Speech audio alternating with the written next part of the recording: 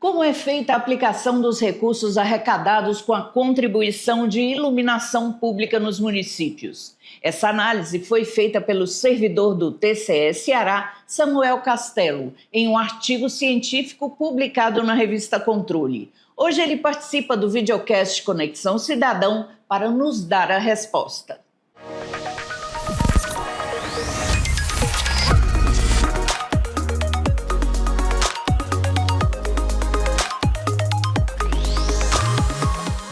Professor Samuel Castelo, é um prazer recebê-lo aqui no Conexão Cidadão.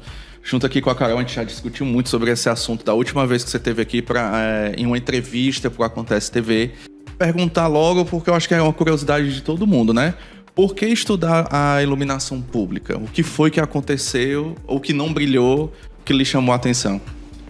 Olá a todos da Conexão Cidadã, Carol, Dimitri, estou muito feliz em estar aqui nesse momento em termos de construção desse assunto, né?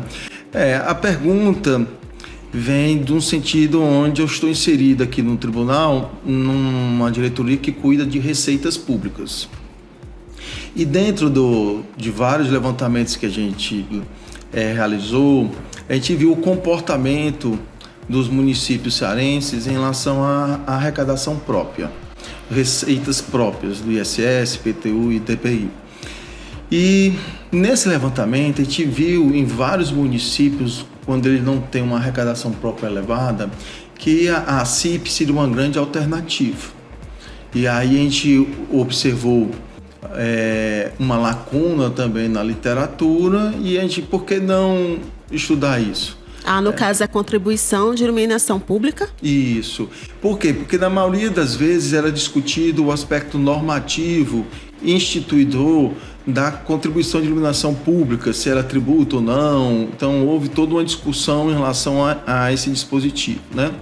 Mas, na nossa área de atuação, a gente viu que a gente poderia contribuir através da gestão e controle de avaliação desse tipo de tributo, né? E aí a gente constatou que em vários municípios que são dependentes de recursos de outros entes, que vivem de transferências concessionais, municípios que não têm uma capacidade arrecadatória em relação aos recursos próprios, a CIP poderia ser uma grande alternativa. Por quê? Porque ela tem um volume de recursos expressivos e ela tem uma função social muito interessante. Você pode trabalhar o conceito de iluminação pública voltado para a segurança, para o desenvolvimento econômico, para o turismo.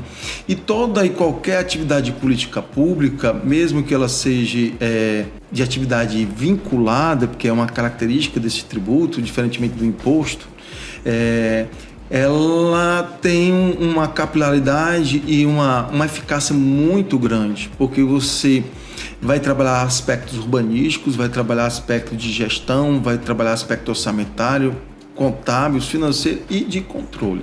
Então a gente viu essa oportunidade, a gente acreditou nisso, e aí quando a gente fez o estudo, a gente procurou encontrar municípios de grande porte, pequeno porte, para a gente ter uma visualização de como é que poderia estar o estado de Ceará.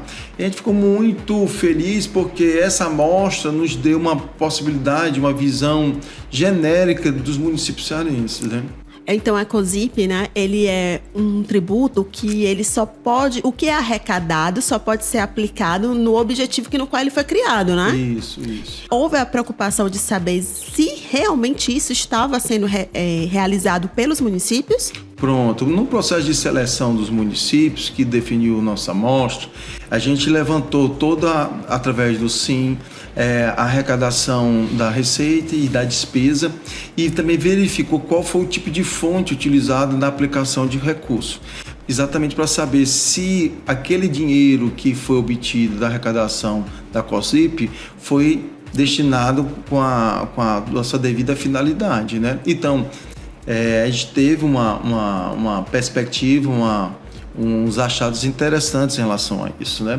Outro ponto é que a legislação modificou e dava muito ênfase à criação de fundos, né? Mas hoje, com o aparato tecnológico, com a modernização do plano de contas e dos próprios sistemas, hoje você não precisa nem trabalhar a questão do fundo, você pode trabalhar da própria parametrização do sistema, da codificação da fonte de recurso. E aí você pode atestar pela qualidade disto os gastos públicos, a eficácia desses pontos. E isso foi um grande achado, porque a gente, através do SIM, através dos dados contábeis, a gente pôde rastrear se a despesa foi gasta de forma vinculada em relação àquela finalidade do tributo, do COSIP, né? E dentro do seu estudo, quais foram os desafios assim, que você conseguiu perceber que os gestores têm dentro do manuseio do COSIP? É muito interessante essa pergunta, porque quando a gente visualiza todo o ciclo de vida desse tributo, a gente parte do planejamento. Então mostra a importância de você ter uma legislação voltada, porque a própria Constituição, quando disciplinou o artigo 149A da Constituição Federal, ela diz que tem que ser por lei, né? Então os municípios têm que disciplinar essa matéria na lei. Ela tem que estar prevista e consolidada no Código Tributário Municipal. Só que isso não é suficiente. Por quê? Porque como ele tem uma eficácia em cima do ambiente urbano, há uma necessidade de integração com o plano diretor, né? Ela tem que estar prevista na lei orgânica. E aí você, quando trabalha o plano diretor, esse plano diretor ocorreu participação popular, ele escutou a participação popular em termos de demandas. Existe uma série de demandas que a sociedade pode orientar o governo municipal. E uma delas é a iluminação pública. Então, quando você vincula o processo de planejamento que culmina na execução orçamentária, então exige do gestor planejar essa política pública de iluminação pública. Após isso, você vai culminar na execução da política pública, né? Porque nós estávamos falando do desenho da política pública, dos instrumentos de planejamento. Quando você direciona para a gestão, como vai ser esse modelo? Esse modelo da arrecadação vai ser feito pela Secretaria de Finanças?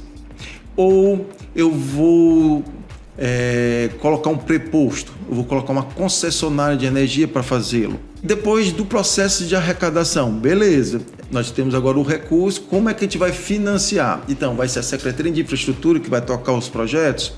Ou vai ser a Secretaria de Conservação de Serviços Públicos? Ou eu vou fazer uma parceria público-privada? Então, vem a discussão do modelo de gestão, né? Então, a gente observou uma série de problemas desse relacionamento entre o ente municipal com a concessionária. Samuel, muito obrigado por estar aqui conosco, levantando um tema desse tão importante e botar luz, né, num assunto que eu acho que reflete de forma direta a principal beneficiário, né, que é a população. Muito obrigada pela participação.